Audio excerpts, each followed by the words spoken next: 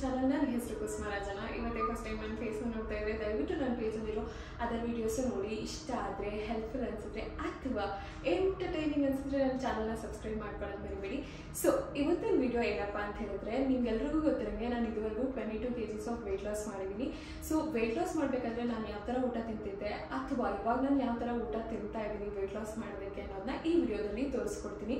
Basically what I eat in a day ತೋರಿಸ್ತಾ ಇದ್ದೀನಿ. ಅದರಲ್ಲೂ ಇದು ವರ್ಕಿಂಗ್ ವುಮೆನ್ಸ್ಗೆ ತುಂಬಾ ಹೆಲ್ಪ್ಫುಲ್ ಆಗುತ್ತೆ. ಬಿಕಾಸ್ ಇದರಲ್ಲಿರುವಂಥ ರೆಸಿಪೀಸ್ ಎಲ್ಲ ತುಂಬಾ ಈಸಿ, ಕ್ವಿಕ್ ಆ್ಯಂಡ್ ಆಫೀಸಿಗೆ ಕ್ಯಾರಿ ಮಾಡುವಂಥ ರೆಸಿಪೀಸ್ ಇದ್ದಾವೆ. ಆ್ಯಂಡ್ ಒನ್ ಮೋರ್ ಥಿಂಗ್ ಏನಪ್ಪ ಅಂತ ಹೇಳಿದ್ರೆ, ನಿಮ್ಮೆಲ್ಲರಿಗೂ ಗೊತ್ತಿರೋಂಗೆ ನಾನು ವರ್ಕ್ ಫ್ರಮ್ ಹೋಮ್ ಮಾಡ್ತೀನಿ ಆಯಿತಾ.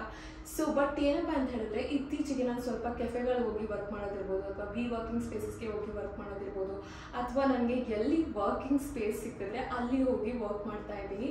ಸೊ ಯಾಕೆ ಅಂದರೆ ಸ್ವಲ್ಪ ಪ್ರೊಡಕ್ಟಿವಿಟಿ ಜಾಸ್ತಿ ಆಗುತ್ತೆ ಅಂತ ಹೇಳ್ಬಿಟ್ಟು, ಸೊ ಅದಕ್ಕೋಸ್ಕರ ಈ ಥರ ಎಲ್ಲಾದರೂ ಹೊರಗಡೆ ಬಂದಾಗ ನಾನು ಏನೇನು ಊಟ ತಿಂತೀನಿ ಅನ್ನೋದನ್ನೆಲ್ಲ ನಾನು ತೋರಿಸ್ಕೊಡ್ತೀನಿ. ಸೊ ವರ್ಕಿಂಗ್ ವುಮೆನ್ಸ್ಗೆಲ್ಲ ತುಂಬಾ ಹೆಲ್ಪ್ ಆಗುತ್ತೆ. Let's get start into the video. ನನ್ನ ಈಟಿಂಗ್ ವಿಂಡೋ ಬಂದ್ಬಿಟ್ಟು 1 o'clock ಸ್ಟಾರ್ಟ್ ಆಗುತ್ತೆ. ನಿಮ್ಮೆಲ್ಲರಿಗೂ ಗೊತ್ತಿರೋಂಗೆ ಫ್ಯಾಟ್ ಫಸ್ಟ್ ಮೆಥಡ್ ಅಂತ ಹೇಳ್ತಾರೆ ಗೊತ್ತಾ, ಅದೇ ಥರ ನಾನು ಫಾಲೋ ಮಾಡ್ತೀನಿ. ನೀವು ನೋಡ್ಬೋದು, ಫಸ್ಟು ನಾನು ಈ ನಟ್ಸ್ ಅಥವಾ ಸೀಡ್ಸ್ ಏನಿದೆ, ಡ್ರೈ ಫ್ರೂಟ್ಸ್ನ ನಾನು ಫಸ್ಟು ತಿಂದು ನನ್ನ ಫಾಸ್ಟಿಂಗ್ ವಿಂಡೋನ ಬ್ರೇಕ್ ಮಾಡ್ತೀನಿ.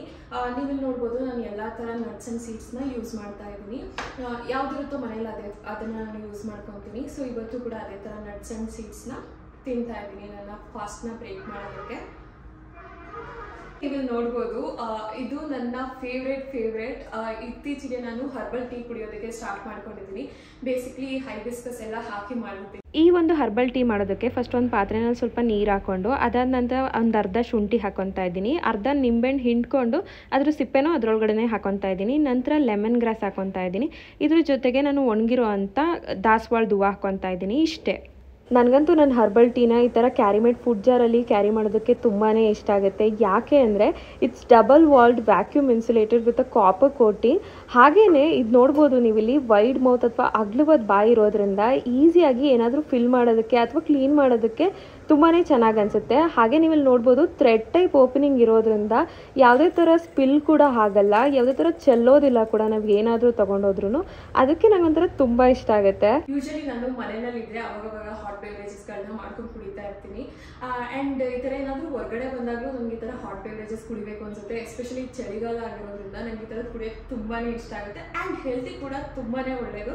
ಸೊ ಹಾಗಾಗಿ ನಾನು ಈ ಕ್ಯಾರಿಮೇಡ್ ಬಾಟಲ್ನ ಯೂಸ್ ಮಾಡ್ತೀನಿ. ಇದರಿಂದ ನನಗಂತೂ ತುಂಬಾ ಹೆಲ್ಪ್ಫುಲ್ ಅನಿಸುತ್ತೆ. ನೀವು ಇಲ್ಲಿ ನೋಡ್ಬೋದು, ನಾನು ಬೆಳಗ್ಗೆ 10 ಗಂಟೆಗೆ ಇಲ್ಲಿ ಬಂದಿರೋದು, 10 ಗಂಟೆಗೆ ಮುಂಚೆನೇ ಮಾಡ್ಕೊಂಡು ತಂದಿರೋದು. ಇನ್ನೂ ಹೊಗೆ ಬರ್ತಾ ಇದೆ. ನಿಮಗೆ ಕಾಣಿಸ್ತಿಲ್ವೋ ಗೊತ್ತಿಲ್ಲ. ಸೊ ಇನ್ನೂ ಹೊಗೆ ಬರ್ತಾ ಇದೆ, ಅಷ್ಟು ಚೆನ್ನಾಗಿರುತ್ತೆ. ಇದರಲ್ಲಿ ಹಾಟ್ ಬೇವರೇಜಸ್ ಅಂತ ಮಾತ್ರ ಅಲ್ಲ, ನೀವು ಕೋಲ್ಡ್ ಐಟಮ್ಸ್ನ ಕೂಡ ಇಡ್ಬೋದು. ಕೋಲ್ಡ್ ಬೇವರೇಜಸ್ ಅಥವಾ ಕೋಲ್ಡ್ ಐಟಮ್ಸ್ಗಳನ್ನ 13 ಅವರ್ಸ್ವರೆಗೂ ಕೋಲ್ಡ್ ಆಗಿರುತ್ತೆ, 12 ಅವರ್ಸ್ವರೆಗೂ ಹಾಟ್ ಬೇವರೇಜಸ್ನ ಹಾಟ್ ಆಗಿರುತ್ತೆ. ಸೊ ಇದರಲ್ಲಿ ಬರೀ ಕಾಫಿ ಟೀ ಅಂತೇನಿಲ್ಲ ಆಯ್ತಾ. ನಿಮ್ಗೆ ಇಷ್ಟ ಬಂದಿದ್ದನ್ನ ನೀವು ಹಾಕೋಬರ್ಬೋದು. ಲೈಕ್ ಹಾಟ್ ಬೇವರೇಜಸ್ ಅಂದರೆ ಕಾಫಿ ಟೀನ ಕ್ಯಾರಿ ಮಾಡ್ಬೋದು, ಅಥವಾ ಕೋಲ್ಡ್ ಡ್ರಿಂಕ್ಸ್ಗಳನ್ನ ಕ್ಯಾರಿ ಮಾಡ್ಬೋದು, ಅಥವಾ ಓವರ್ನೈಟ್ ಓಟ್ಸ್ನ ಕ್ಯಾರಿ ಮಾಡ್ಬೋದು, ಅಥವಾ ಸೂಪ್ನ ಕ್ಯಾರಿ ಮಾಡ್ಬೋದು. ನಿಮ್ಗೆ ಇಷ್ಟ ಬಂದಿದ್ದನ್ನ ಕ್ಯಾರಿ ಮಾಡ್ಕೋಬೋದು. ಸೊ ನನ್ನ ನೆಕ್ಸ್ಟ್ ಮೀಲ್ ಅಥವಾ ಫಸ್ಟ್ ಮೀಲ್ ಅಂತ ಕನ್ಸಿಡರ್ ಮಾಡ್ಕೋಬೋದು ನೀವು. ನನ್ನ ಫಸ್ಟ್ ಮೀಲ್ ಬಂದ್ಬಿಟ್ಟು ಈ ಒಂದು ಪನೀರ್ ಫ್ರೈಡ್ ರೈಸ್ ಅಂತ ಹೇಳ್ಬೋದು. ತುಂಬಾ ಈಸಿ ಆ್ಯಂಡ್ ಕ್ವಿಕ್ ಆಗುತ್ತೆ, ಹಾಗೆ ನ್ಯೂಟ್ರಿಷಿಯಸ್ ಆಗಿ ಕೂಡ ಇರುತ್ತೆ. ನನಗಂತೂ ತುಂಬ ಇಷ್ಟ ಆಗುತ್ತೆ. ಅವಿನಾಶಿ ಕೂಡ ತುಂಬ ಇಷ್ಟ ಆಗುತ್ತೆ. ಇವತ್ತು ಅವಿನಾಶಿ ಕೂಡ ಇದನ್ನ ಕೊಟ್ಟು ಕಳಿಸಿದ್ದೀನಿ.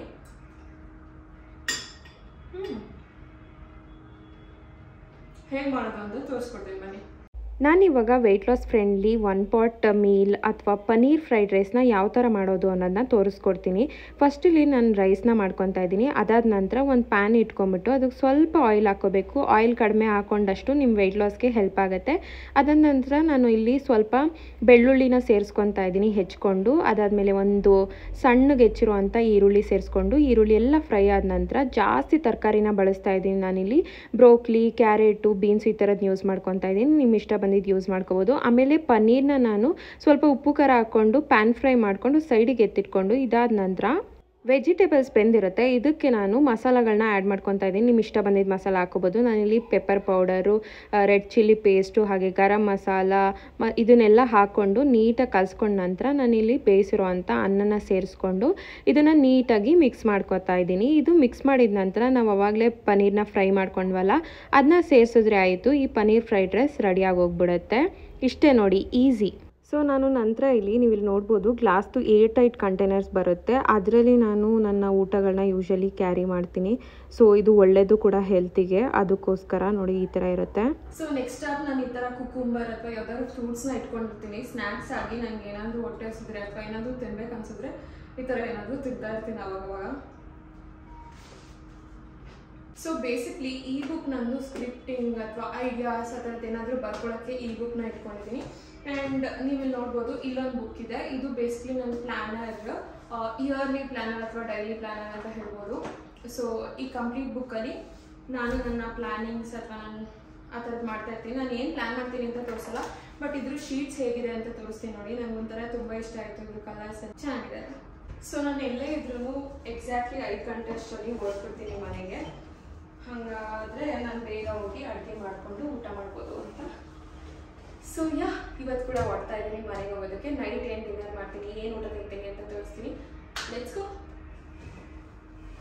ನಿಮ್ಮೆಲ್ರಿಗೂ ಗೊತ್ತಿರಂಗೆ ನಾನು ಇಂಟರ್ಮಿಟೆಂಟ್ ಫಾಸ್ಟಿಂಗ್ನ ಮಾಡ್ತಾ ಇದ್ದೀನಿ. ಆಲ್ಮೋಸ್ಟ್ 1 ಇಯರ್ಗಿಂತ ಜಾಸ್ತಿ ಆಗಿದೆ ನಾನು ಇಂಟರ್ಮಿಟೆಂಟ್ ಫಾಸ್ಟಿಂಗ್ನ ಸ್ಟಾರ್ಟ್ ಮಾಡಿಕೊಂಡು.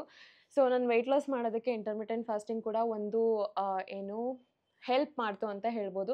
ಇಂಟರ್ಮಿಟೆಂಟ್ ಫಾಸ್ಟಿಂಗ್ ಎಲ್ಲರಿಗೂ ವರ್ಕ್ ಆಗಲ್ಲ, ಅಂದರೆ ಎಲ್ಲರಿಗೂ ಅಡ್ಜಸ್ಟ್ ಆಗಲ್ಲ.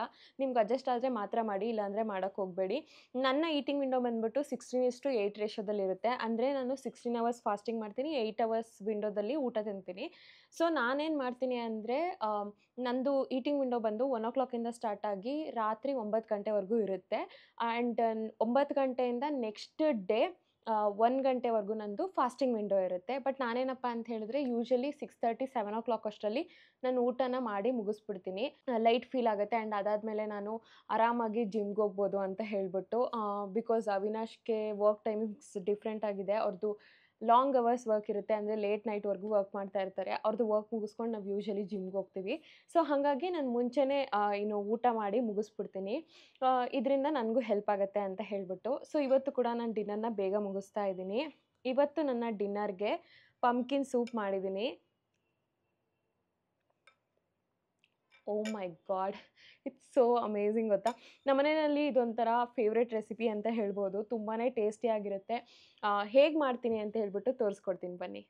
ಇಲ್ಲಿ ಪಂಪ್ಕಿನ್ ಸೂಪ್ ಮಾಡೋದಕ್ಕೆ ಒಂದು ದೊಡ್ಡ ಪಾತ್ರೆಯಲ್ಲಿ ಸ್ವಲ್ಪ ಆಯಿಲ್ ಹಾಕ್ಕೊಂಡು ಒಂದು ಹೆಚ್ಚಿರೋ ಈರುಳ್ಳಿ, ಬೆಳ್ಳುಳ್ಳಿನ ಹಾಕಿ ಈರುಳ್ಳಿ ಚೆನ್ನಾಗಿ ಬೇಯೋ ತನಕ ಬೇಯಿಸ್ಕೊಂಡ ನಂತರ ಒಂದು ಹೆಚ್ಚಿರೋ ಅಂಥ ಕುಂಬಳಕಾಯಿನ ಹಾಕಿ ಚೆನ್ನಾಗಿ ಬಾಡಿಸ್ಕೊಂಡು ಚೆನ್ನಾಗಿ ಬೆಂದೋದ ನಂತರ ಸ್ವಲ್ಪ ಉಪ್ಪು ಹಾಕ್ಬಿಟ್ಟು ಈ ಥರ ಮಿಕ್ಸಿ ಜಾರ್ನಲ್ಲಿ ಪೇಸ್ಟ್ ಮಾಡಿ ಇನ್ನೊಂದು ಪಾತ್ರೆ ತೊಗೊಂಡು ಪಾತ್ರೆ ಒಳಗಡೆ ಪೇಸ್ಟ್ ಹಾಕಿ ಅದಾದ ನಂತರ ಒಂದು ಕಪ್ ಕೋಕೋನಟ್ ಮಿಲ್ಕ್ ಹಾಕ್ಕೊಂಡು ರುಚಿಗೆ ತಕ್ಕಷ್ಟು ಪೆಪ್ಪರ್ ಪೌಡರು ಮತ್ತು ಸಾಲ್ಟ್ನ ಹಾಕ್ಕೊಂಡು ಚೆನ್ನಾಗಿ ಮಿಕ್ಸ್ ಮಾಡಿ ನಿಮ್ಗೆ ಎಷ್ಟು ಕನ್ಸಿಸ್ಟೆನ್ಸಿ ಬೇಕೋ ಅಷ್ಟು ಬರೋವರೆಗೂ ಚೆನ್ನಾಗಿ ಬೇಯಿಸ್ಕೊಳ್ಳಿ ಥಿಕ್ನೆಸ್ಸು. ಅದಾದಮೇಲೆ ಒಂದು ಬೌಲಿಗೆ ಸರ್ವ್ ಮಾಡಿಕೊಂಡ್ರೆ ಪಂಪ್ಕಿನ್ ಸೂಪ್ ರೆಡಿ ಆಗೋಯ್ತು. ಟೇಸ್ಟಿಯಾಗಿರುತ್ತೆ. ನೆಕ್ಸ್ಟ್ ನಾನು ನನ್ನ ಪ್ರೋಟೀನ್ ಶೇಕ್ ಕುಡಿತಾ ಇದ್ದೀನಿ. ಪ್ರೋಟೀನ್ ಶೇಕ್ ಅಂದರೆ ಇದರಲ್ಲಿ ಇನ್ನೇನು ಇರಲ್ಲ, ಜಸ್ಟ್ ವಾಟರು, ಒಂದು ಸ್ಕೂಪ್ ವೇ ಇರುತ್ತೆ.